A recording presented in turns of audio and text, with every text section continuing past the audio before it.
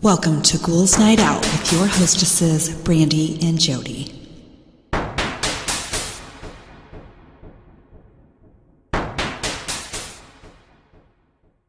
Hello, beautiful ghouls. Welcome. This is Brandy. I'm here with my sister, Jody. Hello. So I forgot to do a joke, but I have some facts to start off with. Okay. First one, penguins are known to push other penguins into the water to ensure the area is free of predators. That's rude. Next one, vending machines kill 4 times as many people per year as sharks. It's because people are stupid. And I don't think sharks kill that many people per year, right? I don't think so. Next one, not such a fun fact. Toilet paper is so ineffective that using it to wipe your butt after you poop doesn't even prevent health problems such as urinary tract infections. It simply doesn't remove all the poop. There's also research to suggest aggressive wiping with toilet paper can cause anal fissures and even hemorrhoids. Doctors recommend using wet wipes instead, which are far more effective at removing fecal matter. Okay. I'm hard pressed for some facts here. Sorry, I couldn't find very many. Send in your stuff. Okay. Bompas and Par, a high-end English jam company, has released Occult Jam, which comes in many varieties that contain extremely strange ingredients. Some of the flavors include milk jam infused with Princess Diana's hair, Yeah.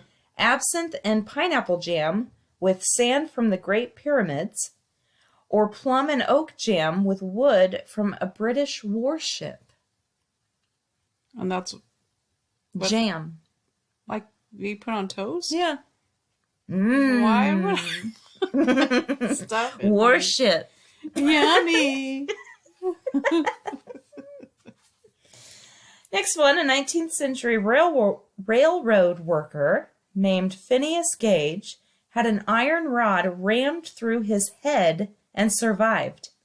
In one of the most bizarre medical anomalies in history, Gage lived another 12 full years despite having had his brain's left frontal lobe mostly destroyed in the incident.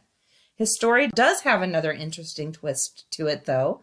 Friends of his say that his behavior was virtually unrecognizable from this point on, describing him as no longer Gage.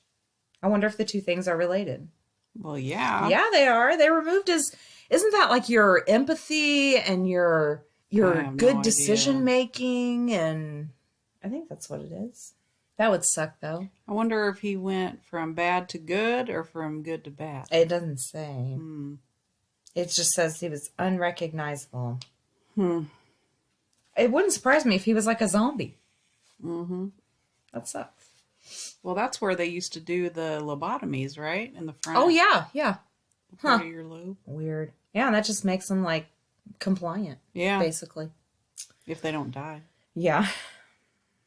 Okay, next one. King Adolf Frederick of Sweden was considered a weak ruler who failed to gain respect during his life. His death didn't help matters. The king died after consuming a meal of lobster, caviar, sauerkraut, kippers, and champagne, followed by no fewer than 14 helpings of his favorite dessert. He Jeez. literally ate himself to death. Gosh. Gluttony. Okay, next one. In the days of Napoleon, 2 Frenchmen named Lepic and Grandpeur decided to have a duel when they realized they were seeing the same woman. But this was to be no ordinary duel. This contest was to be held in the skies above Paris. They each got in their own hot air balloon, ascended to half a mile above the city, then drew their arms. Lepic drew first and missed. Grandpère then fired and popped Lepic's balloon, sending him and his pilot plummeting to their deaths. Super smart. Yeah. Next one, a Memphis resident was given steroids for an allergic attack in 2009. Over the next 3 years, her body suffered one of the strangest allergic reactions in medical history. On the surfaces of her body, which would normally grow hair, she started to grow nails due to a change in the number of skin cells that were produced. She's the only person of record to suffer from this rare disorder. Oh my gosh. Ooh, weird. That's so crazy. And I just want to say I have not read these facts. So I may have read some of these before. I'm not sure. Next one. Long before Hoarders made a reality TV show, two brothers named Homer and Langley Collier made hoarding their life's work and ultimately their death. Langley was blind and paralyzed, and Homer began collection with newspapers he hoped his brother could read when his blindness was eventually cured. The junk collection grew out of control, and they even created booby traps throughout their home to protect their loot. Responding to a call about a noxious odor, in 1947, police sifted through layers of junk and eventually found Homer dead. He had been crushed when his own collection of junk collapsed on him. His brother was nowhere to be found. Authorities removed over 180 tons of junk from their house, and what remained of Langley's body was finally located weeks later. He had died of starvation when his brother no longer brought him food, and his body had been partially eaten by dozens of rats that also lived in the home.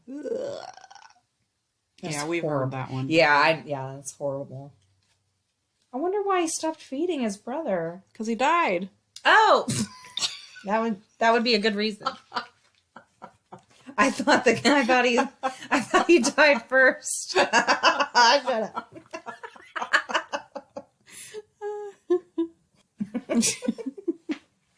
Okay. In 1939, Harvard freshman Lothrop Withington? Lothrop. Is that a name? I don't know. Withington Jr. bragged to his classmates about having eaten a live fish. They bet him $10 he couldn't do it again, but with a Boston reporter documenting the event, Withington put a live goldfish in his mouth, chewed, and swallowed. The story ignited a craze for eating live goldfish on college campuses across America. That's just stupid. Stupid. Next one, vultures get a bad rap because they dine exclusively on carrion, but they're actually surprisingly hygienic. Their less than fresh meals can be crawling with germs, so vultures have a unique way of fending off infection. They poop on their feet. Huh. Bold choice, I know, but the bacteria in their waste fends off the germs in their food. That's gross. That is gross. Damn birds. Hate Ugh, birds. Yeah. They have no control, it sounds like. No. Ugh. Next one, your lungs are filled with tiny sacs called alveoli, maybe, that draw oxygen from the air you breathe into your bloodstream. In total, the average adult has around 600 million of these, and their combined surface area is roughly the size of a tennis court. Jeez. That's crazy. 600 million. Huh. Next one. You think you're big-brained? The biggest brain on Earth belongs to an adult male sperm whale. It can weigh up to 17 pounds. That's a big brain. That's a big brain. Next one. Sigurd the Mighty, the 19th century Viking Earl of Orkney, managed to get killed by a man whom he'd beheaded. Following a particularly vicious battle, the Earl tied the head of his enemy to his horse's saddle, and he was grazed by one of the dead man's teeth while riding home. He died from the resulting infection of his leg wound. Yeah. We've done that one. Yeah. Next one. Many different species have bizarre mating rituals, but few rival the case of the billy goat. When a male billy goat wants to impress a female, instead of dressing up in a suit and buying flowers, he urinates on his own head. Apparently, the smell drives the female goats wild. To each their own. Yeah. Ew. Next one, drinkers in Dawson City, located in Canada's Yukon Territory, can visit the Sourdough Saloon and become a member of the Sore Toe Cocktail Club, should they desire. Just ask for Captain River Rat, purchase a shot of Yukon Jack whiskey, and watch as a dehydrated human toe is dropped into your drink. After pledging the Sour Toe Oath, simply drink the shot and remember your lips have to touch the toe. Ah, However, do not swallow the toe.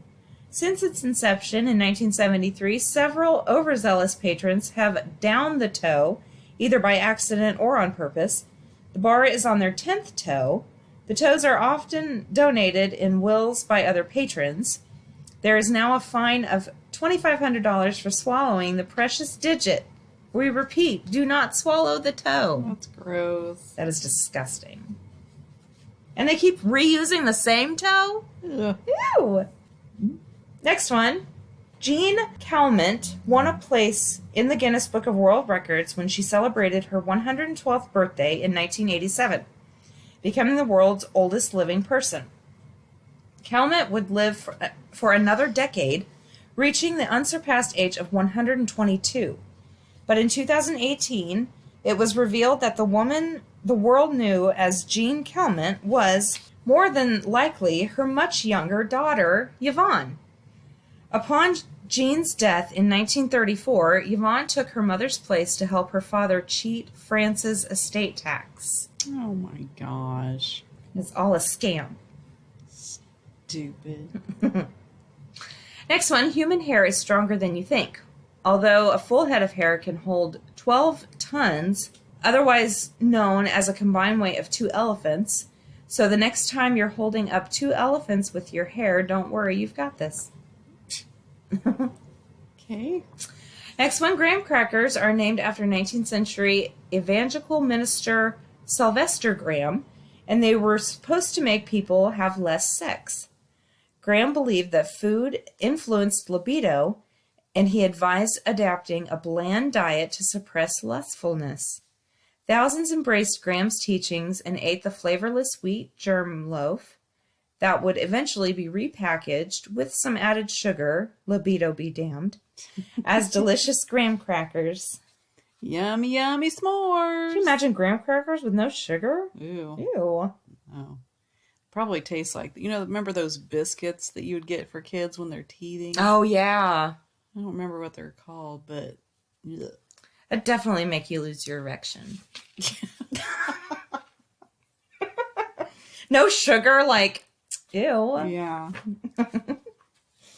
Next one, ever wondered what's in a black hole? Well, if I were you, I'd avoid getting into one to find out. The horrible process of things being stretched out and torn apart as they enter a black hole is called spaghettification. Yeah. And who wants to be spaghettified? Who thought of that name? I don't know. Next one. Oh, God. Gilv Nagel. Better known. You're as bad as me as trying to pronounce these names. It's Norwegian, man.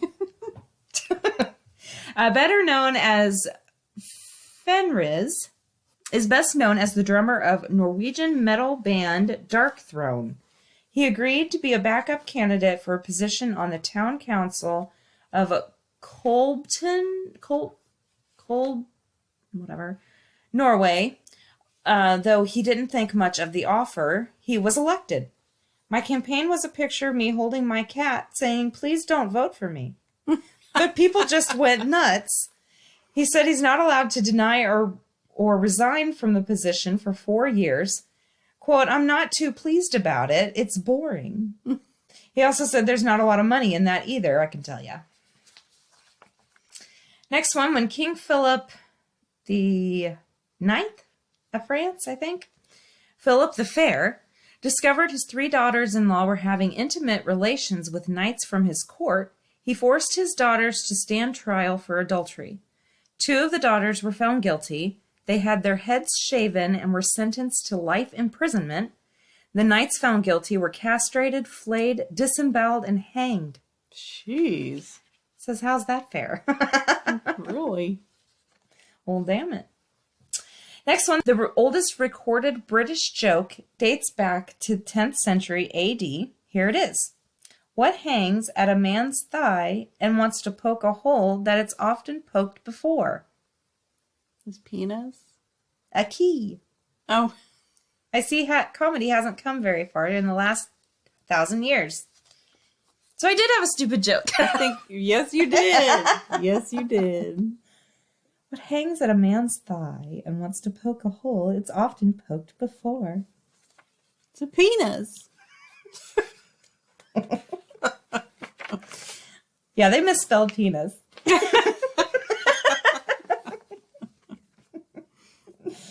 Okay, during the Civil War, patients drank alcohol to numb the pain of surgery, but oftentimes the surgeon would take a nip for himself to calm his nerves, or two or more. A Confederate hospital matron by the name of Phoebe Yates Pember claims that one doctor was so drunk that when setting the patient's broken ankle, he set the healthy ankle. Afterward, a fever set in and the patient died from his injuries. Great. Oh my God. Next one, as new cells are created in your body, they slowly replace the older ones. After about 7 years, your entire body will have replaced itself and you'll be a completely new person from who you were before, cells and all. That's crazy. Next one, if you're a seafood lover and someone offers you a Rocky Mountain oyster, you turn and run away. The Rocky Mountain oyster is not an oyster, and it's never been anywhere near an ocean. No, they're bull testicles, deep fried in batter of flour, pepper, and salt. Bulls are castrated for a few reasons, including beef production and calming their tempers, so the testicles are merely a byproduct. But why let a perfectly good thing go to waste? Ugh. Gross. Ugh. Next one, a Japanese man named something Japanese managed to live through a nuclear bombing of Hiroshima, only to return home to Nagasaki, where he lived through the second bombing. He spent the rest of his life as a vocal critic of nuclear proliferation. He died of cancer at the age of 93. Doctors believe the cancer was unrelated to either of the bombings. That's interesting. Yes. Next one, the surface area of Russia is larger than that of Pluto. As the largest country on Earth, Russia has a land mass that measures at 17,098,322 square kilometers, or 600,000, a lot of square miles. In contrast, Pluto only has a surface area of a bunch of square miles or square kilometers, and it's not even a real planet anymore. Sorry about that one. Next one. You don't do math? No. Okay. I don't even read numbers, apparently.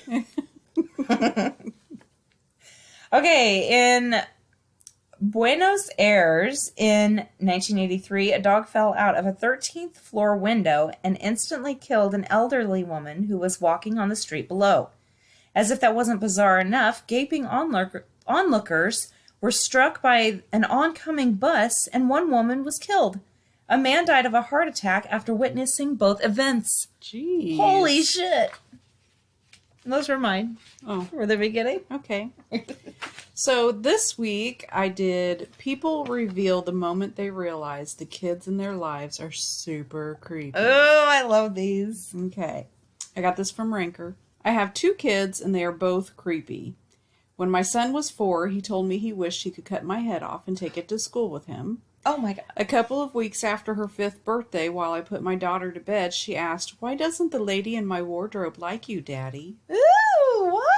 My daughter is now 8 years old, and a couple of months ago I woke up in the night. It was pitch black in the bedroom, and I could hear someone breathing behind me near the window. I rolled over, and she was standing there, staring at me with her glow-in-the-dark glasses. I asked her what she was doing. She said that she was watching me sleep to see if I floated too. I'm positive she still talks to the wardrobe lady at night, my weird child. My 6-year-old son is also morbidly obsessed with me dying and has already planned my funeral. The other day he showed me a drawing of me in a coffin, but my head was still attached, thankfully. Oh my gosh. What are the odds of both of your kids being freaking weird? I don't know. That's crazy. Oh my gosh. I have a 7-year-old boy and girl twins. Ever since my son turned 1, he would always smash any dolls we gave him head first into the ground. Huh. When he turned 3 and could talk, he would follow you around and stare at you behind your back, like a little evil demon. He is so sneaky, too. I wouldn't have known about this hobby if it wasn't for the cameras in the house. Oh my gosh. He pretends to be happy and smiling when you look at him, but when your back turns, he gets a blank stare. Ew. When he could finally communicate well, he told my wife and I that he was smashing dolls to let us know how he passed in his past life. He claims he was born on February 11th, 1808, and was slain when he was 15. The culprit was a friend of his previous parents and had bashed his head into the ground and was never caught. He has nightmares where he wakes up screaming and claims to be seeing himself wiped out every night. He also claims that he chose us to be his parents. He said that he watched and waited for the right time to pick out who he wanted his parents to be. Oh my gosh. Isn't that crazy? Yeah. Oh, and that really makes me wonder, like, if little kids are doing something, like, are they remembering? Oh my gosh. Yeah. While waiting at a crosswalk for the light to turn green, my 3-year-old asked why I didn't cross right away. I told him that I could be hit by a car if I'm not careful. He turned to me and said, "But Daddy, you don't die on the road, you die in a fire." Oh my gosh. That gave me chills. What? Oh my gosh, these kids. I can't. Ugh. I was at a yard party and walked up to my friend and his kid. This kid has a lizard and he's squeezing the shit out of it. Oh. By the time I walk up, blood and guts are oozing out of the poor thing. It's dead. The kid is laughing, going on and on about all the cool stuff coming out. He was revved up. I mean, he was into it. I looked at his dad, and it's actually the first time I ever really connected with the phrase rictus grin. The guy was looking at his kid with that freaking smile and total fear on his face. It was like something out of a movie. Oh my gosh. I couldn't imagine being scared of my own child. I know. Wouldn't that be horrible? Yes. I'm not sure which was the first clue. My daughter is a very high-functioning kid with ASD. What's ASD? I don't know. She also has empathy disorder, very low empathy for human beings, and doesn't feel pain like other people do. One good memory is when she was 4 or so and looking at a globe. Suddenly she said, "There are too many houses with too many people in them. One day they are all going to burn. It's very sad." Oh. Or her first full sentence when she was almost 2, "I want meat with blood on there." Oh my gosh. Recently, I was creeped out by her describing the sensation of being bitten by one of her mice. She talked about how she could feel it push its teeth all the way into her finger. Then the mouse started to pull the teeth back, but then push them back even deeper. She giggled like it was the cutest thing in the world while blood was running out of her finger. When she thought one of her mice ate its own baby, she said, "Well, it's a mother's choice." However, she did think it was wrong when we found out it was another mouse eating the babies, though. Whoa. What a creepy kid. I know. Oh, it's a mother's choice. You can eat your baby. It's fine. Ugh. One day I was staying the night at a friend's house. She was a deeply religious woman and let her children, ages 7 and 10 at the time, watch BC-era Christian movies, many of which were very violent. At first I was concerned that it might have a negative effect on them, but she assured me they showed no real signs of danger. One night I slept over, and I woke up at around 2 in the morning thinking I heard somebody break in. I heard shuffling feet and a lot of shushing. I tried to wake the mother up, but she was completely knocked out, so I decided to grab the broom and started slowly walking toward the noise. I entered the kitchen and see her 2 little sons standing there with Spider-Man masks on, holding a stuffed animal that has been impaled by a stick over the fire. They must not have heard me walk in, and I overheard one of them talking about the final burning of the lamb. I left the kitchen and walked directly back into the bedroom, where I calmly made my way over to the mom and shook her violently until she woke up. I leaned into her ear and said, "Jane, your sons are sacrificing a stuffed animal in your kitchen." Oh my God. It was definitely one of the strangest experiences of my life. my gosh, those people that fuck up their kids I because they think know. it's religious. No, you're fucking up your kids. Yes. People are stupid. Oh, they can't hear the Lord's name used in vain, but they can watch all the violence they want. Yeah. Oh my gosh. One day, my nephew came over and my dog Wiley nipped him on the leg. Thankfully, my nephew wasn't injured. He asked if Wiley was going to get in trouble for biting him. I told him that he would and asked, "What do you think his punishment should be?" In his very sweet, high-pitched little boy voice, he said, "I don't know. He could get a spanking or get yelled at." And then his tiny voice suddenly dropped very low and he said, "Or eliminate the dog." Oh. His voice returned to normal and he finished his sentence by saying, "Or take away his toys or tell him he's bad." It freaked my brother and myself out. Yeah. Eliminate the dog. What the fuck? And what kid says eliminate?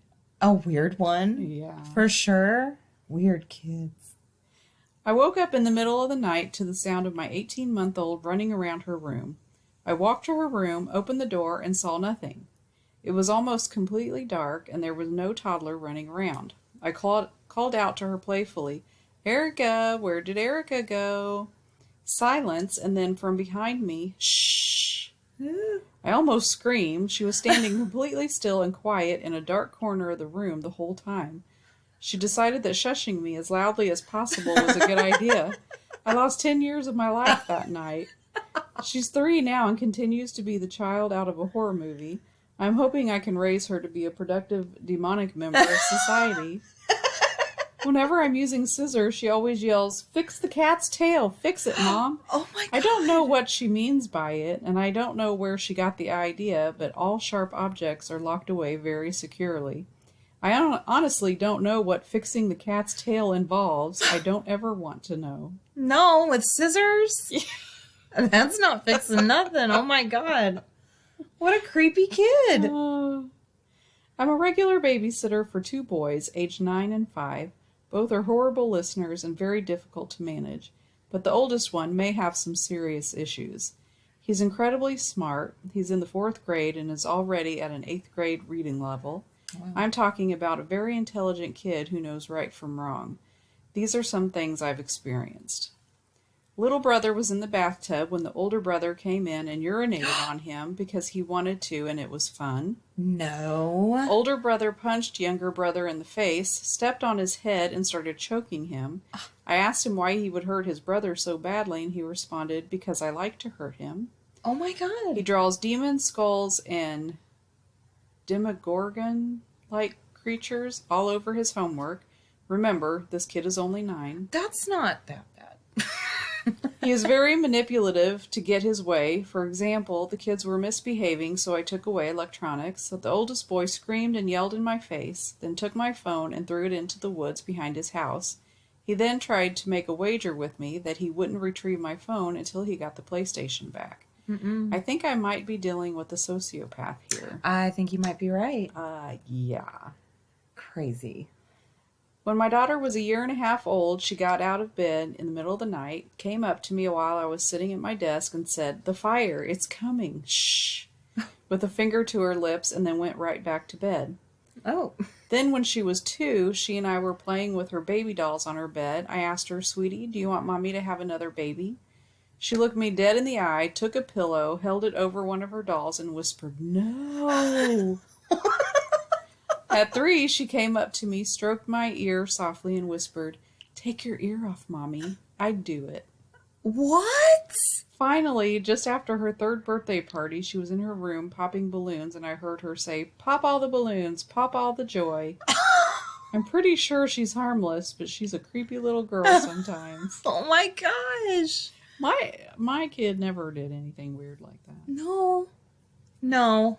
I've never been scared of my children. No. Or like freaked out by them. Yeah. My daughter woke up screaming one night. I immediately knew something was wrong. I went into her room to find her curled up in a ball against her crib, trying to make movements like pushing or fighting something off. I picked her up and she smacked me in the face. I held her head and calmly said her name, but her eyes were wild. She was shaking, but she She slowly came to consciousness and hugged me. The following morning, I asked her what happened. The man was here, she said. I asked her where she had seen him, and she pointed to a corner of the room.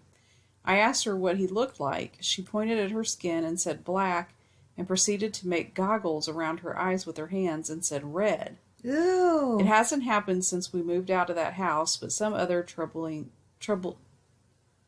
things have. I'm convinced she either sees things or has sleep paralysis, but the sleep paralysis doesn't usually involve her moving around or running away from things. She's a creepy little girl. Maybe I had my very own Babadook. Not a parent, but rather the kid that informed another kid's parents of some creepy behavior that she had shown. This was years ago when I was only 7 or 8 years old. I'm 20 now. I was good friends with a girl and her parents were friends with my mom. I was staying the night when I woke up to see their daughter standing by my bed. I asked her what she was doing, and she didn't respond. I started to get creeped out, so I turned on the bedside lamp and saw that she was holding a butcher's knife. Whoa. I called for my mom, and my friend bolted from the room. That night, my friend's parents started watching her closely for any more odd behavior. Sure enough, she would talk to herself and displayed severe paranoia. They took her to see a doctor and found out she had schizophrenia. That poor girl's life has changed so much. Her parents' lives have been filled with stress and fear ever since they woke up to her holding a butcher knife at their bed, too. She's doing well now with her medicine, but her parents split up because the father couldn't handle the stress. She blames herself, and it is heartbreaking. I'm just glad she got the help she needed before anything really bad happened. Aw, that's sad. And of course, isn't it just like the father to bail? Yeah, this is stressful for me. Yeah. I can't handle Boo this. fucking who. Seriously, how do you Fucker. think the rest of us feel? Seriously. Yeah. You think it's just peaches and cream? No. Sorry, I'm not bitter. Not my kid, but a childhood story about my wife. She was 7, watching a show with her parents that included a mass execution by firing squad. Her parents were big on reality exposure, but the show wasn't, I'm told, especially gory or bloody, just stark. After the shooting stopped, she turned to her mom and asked, how did they know if they died? Her mom replied with something like, well, they were shooting a lot of bullets at them, so they wouldn't be likely to survive. Wife replied, but it would have been so much easier to shoot them one by one and tick their names off the list. Her dad told this story at our wedding dinner. Oh. My 3-year-old comes up to me and says, here comes the gas man. Shh. And shoves her pretend gas hose in my face. No idea where that came from. And that's all I got. All right. Okay, I just have some weird experiences. First one day, 16 years ago, when I worked at a gas station, I was watching a teenage couple getting slushies at the back of the store. I was taken aback when the young man looked toward the till because I noticed that he had a very severe facial deformity. But then I kept watching them and noticed something bizarre. When he looked to the girl, he looked perfectly normal in profile. Confused, I assumed I imagined it the first time. Eventually, they came to the front of the store. Then his face was distorted again, like a terrifying gargoyle. I kept looking at the girl to see if she could see what I was seeing, but she didn't seem to. And every time he turned to her, his face was normal. Trust me, this was like a Halloween mask. It was not an expression anyone could possibly make. It was so different and terrible. As he looked at me and finished paying, I felt like a massive black cloud of hate inside of me, like an actual thing. It was like I had drunk a glass of liquid hate. Then they left. I've never been able to explain it. That's weird. It is weird. Unless he did have a facial deformity and she just didn't care. I don't think that's not what I got from how they described it. It was like, I don't know, like his face was changing is what I got from that. Like at certain angles he would look like he had a deformity and others he wouldn't. You know what that reminds me of? What? It reminds me of the books I've read where it's got like fae people Oh yeah. in it. Like they have a glamour. Yeah. on. Yeah. Weird. Yeah. Huh. Okay, next one. In the 80s, my aunt had won $14 million in the lottery. With her winnings, she built her own house from scratch on this big plot of land. My uncle who bought her the ticket had unfortunately passed in 2000 from an abrupt heart attack, so needless to say, she moved out of her dream home because it was too much for her to bear. It sat there empty for over a decade. Before she sold it, my younger cousin, my older cousin, and I, as well as our dads, uncles, and a close family friend, went there to get family mementos and reminisce about the good times. From the beginning, this was hard to do because after years of abandonment, it had no lights or water, and it was overgrown on the inside. At around 4 in the morning, we had been hearing the weirdest noises ever, which I now think was just an old house deteriorating. I mean, the house was huge and had a basement and then another basement underneath it, and it was built in the 80s. We decided to go out back and decompress to say our goodbyes around a fire before going home. So there were 4 levels of the house, 2 above ground and 2 below ground, and on every level there was the same way to get out of the house directly to the backyard. We were all walking up these very long, creepy stairs from the bottom basement to the yard. My older cousin's friend who came with us, B, had to go back down for something he left. The stairs came out of the hill, so it was such a long hike up that we were like, we just walked all the way up, we aren't going back down. About 10 minutes passed after coming out, and we all had the fire set up and were sitting around it. All the adults noticed B hadn't come back yet. They joked saying he got lost or something, but eventually the jokes weren't funny anymore. My dad and uncle went down to look for him and came back up to say that they couldn't find him at all. My younger cousin and I started freaking out because we were young and scared, like 14 or 15, and the other adults started tripping out and worrying because we all left by the sub-basement door, which was the only one left to lock. My dad and uncle went down to check if all the doors were still locked, and they were. We all decided to sit there, waiting for B to come out of this door that's about 10 yards away from us. All of a sudden, my older cousin gets a call from him. B told my cousin, "I don't know what to tell you, but I just woke up at my house, dude." B lived over 40 miles away at the time. My older cousin started uncontrollably sobbing.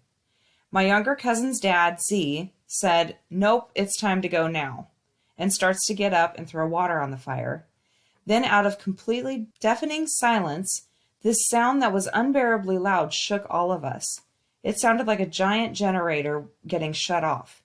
Me, my younger cousin, my dad, and my older cousin immediately started screaming, "Did you guys hear that?" My uncles were totally stuck like something out of the Twilight Zone.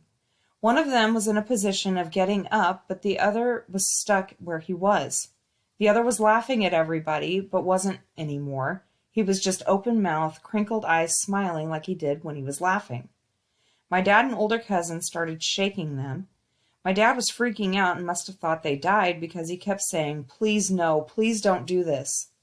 My younger cousin and I were absolutely terrified, in every meaning of the word. My dad and older cousin took us back up to the car and locked it, despite us crying our eyes out because we didn't want to be left alone, and then went back. I don't know how much time passed, but soon enough, lights came up from the hills, and it was all of them walking towards us. My dad decided my younger cousin was going to stay with us for the night, and my uncles just went home, without looking in our direction or saying anything to us. We kept asking my dad and older cousin what exactly even happened. My dad just kept saying, "For as long as I live, I will never talk to you guys or anyone about this night ever." He said those words 4 different times during this long rant about not knowing what life was anymore. My older cousin turned and looked us in the eye and said, "There are some things you just want to accept as never being able to know the real answers to." And we rode home in silence. My younger cousin and I talk about it at least once a month since it happened, but have never dared to talk to them about it except for one time. We brought it up, and they got extremely mad because we kept pressing about it, and they wouldn't give us answers. That is crazy. Yeah, what the fuck? Woke up in his bed? Yeah, and then the 2 uncles were frozen? That's crazy. What the fuck? Okay, next one. My friend Ian and I had been on Cape Cod for 3 days, staying at my grandfather's beach house. We started drinking around 11 p.m. By 1 a.m., we had chatted, smoked, listened to music, the usual. We were feeling good but not hammered, and decided to go outside for one last smoke before bed. On the way out, we spotted my grandpa's collection of swords and knives on the wall of his garage. Being buzzed, young, and stupid, we decide, let's have a sword fight. We took a couple of swords off the wall and began dueling immediately. A little clanging and a few good laughs later, we found ourselves on the main road. It was empty at this hour, just a street light and the two of us dueling away. This is where things got weird. After a few more minutes of silly sword play, we found ourselves in an intense battle. Soon the battle turned from friendly idiocy to something more intense. I have no idea what started it, but we were really having it out.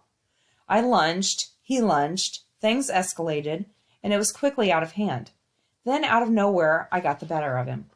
I'm still not sure how it happened, but my final attack ended up being much more than I bargained for. He went pale after my final thrust, and my hands shook as I released the sword, but it didn't hit the ground. I never meant it, but my sword ran straight through his abdomen. I stood there in disbelief, wondering how this happened. After what seemed like forever, with moaning and me in shock, I ran for help. I rushed into the house, yelling. My grandfather came out of his room, and I told him to call 911. I then ran back to the street to stay with Ian until someone arrived. Law enforcement showed up first, then an ambulance. After they saw what happened, we were rushed to the hospital and taken to the ICU, where we were split up and I was forced to wait. After a couple of strenuous hours, a doctor and a policeman entered the waiting room. I expected the worst, and I was right. Ian had passed from a massive internal bleeding and hemorrhaging in his liver. I went outside for a smoke, still trying to comprehend what had happened. Midway through my smoke, a man approached me from behind, asking for a light. I nodded, took out my lighter, and faced the man.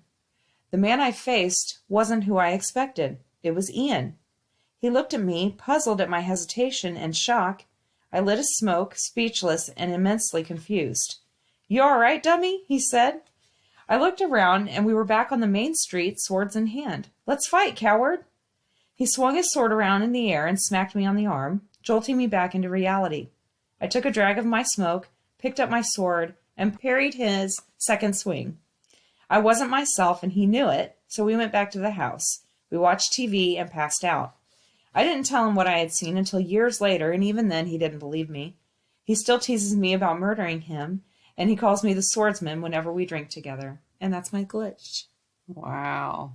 That's Fucking nuts. definitely a glitch, but I know, and you know, we've read these before where people have been in this other reality and going through, like he waited in a waiting room. he thought he killed his yeah, was it cousin?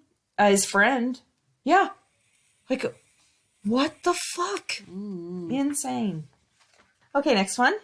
I was 17 at the time. Me and my dad had just finished our fishing trip, and it was almost midnight, mid-autumn.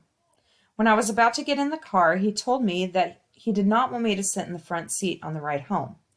We argued about it for about 5 minutes. He did not give any good reason as to why he didn't want me to. I gave up and got in the back seat. It was pitch black outside, and we had been driving on the main road for about 2 minutes when we saw a car driving in our lane. Right as we were about to collide, my dad swerved into the other lane, and so did the car in front of us. That's when I heard my dad say something that still haunts me.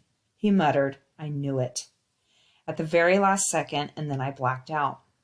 I woke up when the ambulance showed up at the scene, and the EMTs helped me out of the car. I was barely conscious and don't remember much after that, but there's one thing that's still crystal clear. I saw my dad sitting in the car waving at me with tears in his eyes. Later, when I asked where my dad was, they told me that he had flown out of the car window and landed a few feet from the car. They had put him in an ambulance, but he didn't make it. They also told me that the man we crashed into lost his life, but that's not all. He was driving with his 17-year-old daughter, and she only survived because she had been sitting in the back seat just like I was. I still can't believe that this really happened. This was 6 years ago. Oh my gosh, I got major I got like chills. full body chills. Yeah. Unbelievable. So sad. Yeah. Next one, 8 years ago, I was living in a 2-bedroom apartment by myself with 2 cats. I had a girlfriend, who I'll name Elsa for this story, who lived 45 minutes away on her college campus. Most weekends, she would drive into town and stay at my place until she had class again on Monday. We did regular things as we didn't get to see much of each other. So here's the scene. It's Saturday night, 11 p.m. Elsa and I are sitting on the couch watching a movie. We are dressed, sober, and alert as we slept in that morning and had plenty of sleep. We're chatting, laughing, talking. The TV is illuminating our immediate area, and I kept the light on in the kitchen to provide some ambient light for the living room as well. The cats are asleep in their favorite chair. All is good. Everyone is safe and comfortable. Suddenly, without any kind of warning or inkling, the jump happened. We were having a good time together in the living room when in an instant I found myself sitting on the foot of my bed, clothes removed, in the dark.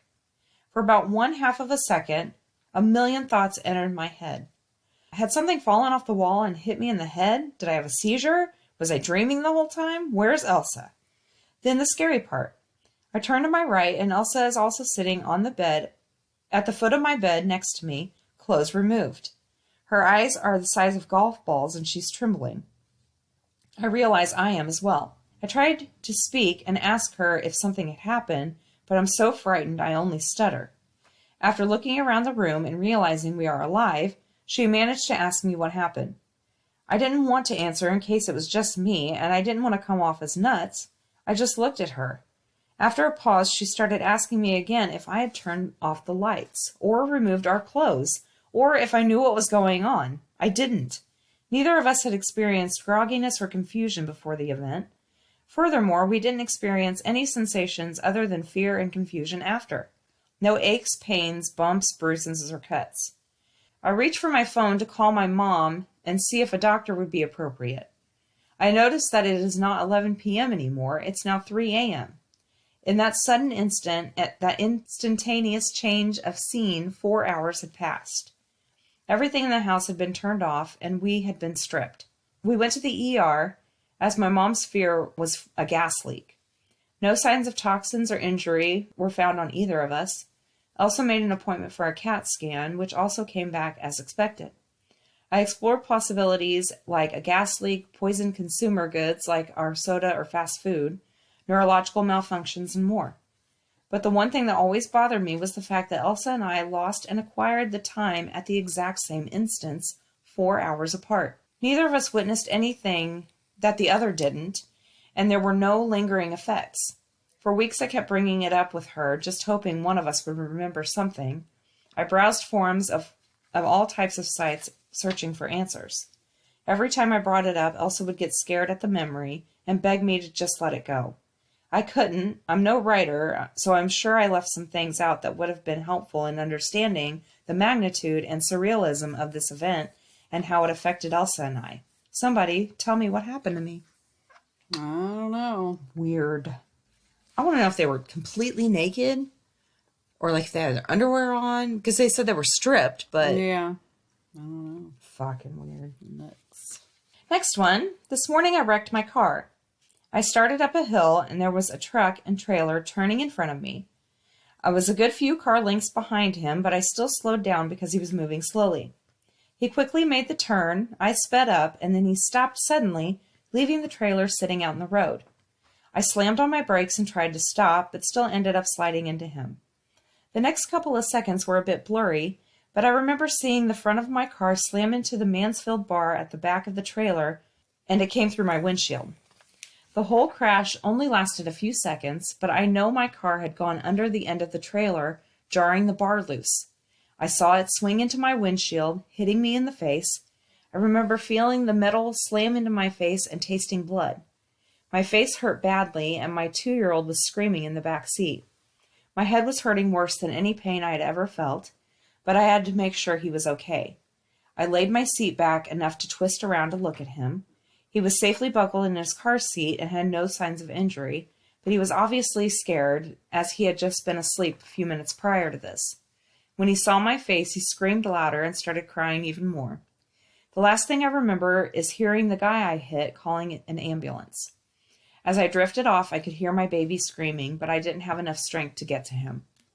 The next thing I know, I'm waking up in a panic and my eyes pop open and I'm hitting the trailer again, but this time was different. The trailer twisted up and swung in the opposite direction, throwing a riding lawnmower off into a ditch. When the car was still, I quickly turned around and my 2-year-old was still asleep in the back seat. I was so confused and scared. My first thought was that I had died and was stuck in a loop of crashing into this trailer. I know how silly that sounds, but that was my first conclusion my mind gathered. I sat there dumbfounded for what seemed like forever until I heard the guy I hit telling me to please say something or he was calling 911. I turned to him and told him I was fine. I started thinking about the crash again, and this time several things were different. Instead of hitting him directly with the front center of my car, I only hit him on the driver's side. And I wasn't injured at all, not a single scratch. Previously, my face had been hit, and I felt pains in different parts of my body. There were vehicles stopped behind me, and things continued as they normally would after the wreck. Law enforcement was called, and they started cleaning up after the accident. The lady in the car behind me got out and asked if my little guy and I would like to sit in her car until all was done. I declined, and she asked if I was sure I was okay. She said she just knew I'd be hurt because she saw the trailer come through my windshield, as in she'd seen the crash the way it happened the first time. When she looked at the front of my car and saw my windshield still intact, she too was dumbfounded. I don't know if this was a glitch, divine intervention, or a coincidence. Did my mind simply fill in the blanks and she perceived the accident differently than what actually happened? I don't know, but I'm very thankful my baby and I are both unharmed. Weird. Next one. It was October 11th, 2001. I was 14 years old and my grandfather crossed over the Rainbow Bridge in his sleep, an empty bottle of alcohol at his bedside. During the funeral, my mom then put her arm around me and cried with me. I felt her, hearing her cry in my cheek, her voice mulled by my jacket. When I opened my eyes, my mother was standing 20 feet in front of me. What? Weird. And this is my last one. I have a 10-month-old son. He is a great kid and is just starting to crawl and move around on his own. Tonight before I put him to bed, he passed out on this big pillow in our living room after he had a bottle. I picked him up and put him in his crib in his room down the hall, then let the dog out and sat down to watch some TV before brushing my teeth and go to bed. My dog walked down the hall to my bedroom to go to bed, and about an hour later I get up to turn the TV off. I notice my son is asleep, facing away from me on the same pillow I picked him up from an hour ago. Now thinking that given his skill level at walking and crawling, there's no way he would be getting out of his crib, down the hall, and back there. I chalked it up to me not paying attention. So I walked over, picked him up, slung him over my left shoulder, went over to the front window, shut it, and went back down the hall to go put him in bed. I opened the door to his room, turned the corner, and with the dim light from his nightlight, I noticed that he is in his crib asleep. It took about a second to put together what was happening. How did I have him on my shoulder while he was in bed at the same time? What felt like a millisecond later, I hear my dog kind of bark or whimper in a confused tone right behind me. Then I look to my left, bringing my arm down, and I see that his stuffed animal monkey is in my arm. Now, I am sure as anything in my life that I picked up my son, and that I would have known the difference between a 25-pound kid and a 1-pound stuffed animal. I checked the carbon monoxide detector, the windows were open, and I've only had a single drink tonight. The weirdest thing, though, is that my big old black lab will not leave my son's room. I'm really, really baffled. That's weird. It is weird. What the fuck? Ugh. Time for the witty wrap-up. Hey, witty wrap-up. I just did funny tweets again. Okay. So the first few are about arbitrary rules parents make. Okay. I love the arbitrary rules I make as a parent, no, you can't have chips for breakfast, but please have this sugar-laden cereal instead. That's so true. I know. I wasn't allowed to watch The Simpsons until I was 19, but my mom offered to put me on birth control when I was 13. So there was a fairly big gray area of inconsistent rules. See, that's exactly what I was talking about. What the fuck? 13? Yeah. Oh my god, no. But you can't watch The Simpsons. Yeah. Oh my god. Most rules parents make are totally arbitrary. We don't eat ice cream for breakfast. Why not? Mostly because I don't want to share it. When I was a kid, I used to get mad because so many of the rules my parents made seemed so arbitrary. Now that I'm a parent, I realize that I was absolutely correct to be mad. Yeah. Anyone else's parents have arbitrary rules about what food in the fridge is for eating and what's for saving? No? Just mine then? What? I guess they would have food in the refrigerator and some I of could it was see- for eating and some of it was for saving. Okay, that I have questions because sometimes I buy certain things to make a dinner. Yeah, you buy certain things for certain... Yeah. So is that what they're talking about? Because I get that. Yeah. But I if think it's that like, is. oh, you can have this kind of ice cream, but this kind of ice cream we're saving. That's weird. Yeah, I don't know. No more French fries until you eat a chicken nugget is my personal favorite. That makes no sense at all. Nope. Okay. Me. Kids, there will be no COVID schooling tomorrow in observance of Mother's Day. Husband, but Mother's Day is today, not tomorrow. Me. My school, my rules, also you're fired. That's great. We don't eat candy we find in a public restroom is a rule I had to make for my 3-year-old today. I had my oldest son convinced for years that I didn't have any control over the rules. When he'd question something, I'd shrug and say, well, that's the rule. He was about 7 when he caught on. Oh my gosh, that's brilliant. Rules is rules. As a parent, I enjoy making up arbitrary rules about things like breakfast. No, you can't have macaroni and cheese for breakfast. Here, have some chocolate Cocoa Puffs and a side of chocolate milk instead. Much better. Much better. The neighbor girl... The neighbor girl brought her Halloween candy when she came over to play with my kids. She didn't know that made her candy subject to a second dad tax. Sorry, I don't make the rules. I would never give my quarantine pets away, but when they are destroying my house, I like to lightly mention to them some people do that. You know, there's this place I can drop you off like anytime. A woman could have 4 broken limbs, a massive internal injuries due to an epic battle with fire-breathing dragons, and the first question the doctor's office will ask is, what is the date of your last menstrual period? That is so true. Like any of us know the answer to that at all. Yeah, every time I'm like, I know. Like, let's see. It comes every fucking month, and they all run together. So let me think about that. It's not so hard now, but before it was like, Yeah, how the fuck? I don't know. And now they don't ask it now. Yeah. But after I had my hysterectomy, they would ask a couple times. I'm like, it's been a year. Oh my gosh. They're like, oh, I see you had a hysterectomy. Yeah. Read. I'll stop putting LOL at the end of my sentences when my life stops being a joke, LOL. My dad just waved some chicken around and said, look, it's poultry in motion. Oh my god. Talk about a dad joke. Fuck yeah, that's hilarious.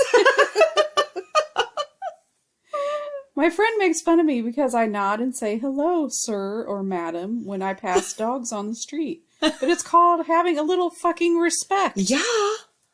Respect your dogs. Hello, madam. And sir, good day. Dog owners, here's my $5,000 golden retriever. His name is Champ. Cat owners, this is Lord Periwinkle Harcourt Beaucamp MacGyver III. We found him in a dumpster. Oh my god. That's great. This is my last one. On a brighter note, the couple now renting the cottage next to mine have a giant Irish wolfhound who got out just now and charged me, snarling like an asshole. So I told him, oh, shut up, you're not mean. And he didn't know what to do with that, so he decided to let me rub his belly. and that's all I got. That's great. That reminds me of the dogs across the street. They always have them out. Well, not always, but a lot of times they'll have them out, and they have the chain link fence so they can see everything. So every time they saw us, they would, bark and like go crazy. And last couple times I've seen them, they, run up to the fence and start barking. I'm like, oh, he's a good puppy. And they're like, they look at me and they just walk away. Like, what the fuck? It's not working on her anymore. Let's go do something else. I'm always like, oh, he's a good puppy. And they're like, what the fuck? That's not the reaction we were looking for. Oh my God, it's hilarious. Took away all their fun. I did. All right, well, thank you guys so much for listening. Email us your stories. We would love to hear them. Yes, we would. ghouls.nightoutpodcast@gmail.com. You can look us up on Facebook. You can recommend us on there, rate, review, subscribe wherever you listen. And we will talk to you next week. Later. Bye.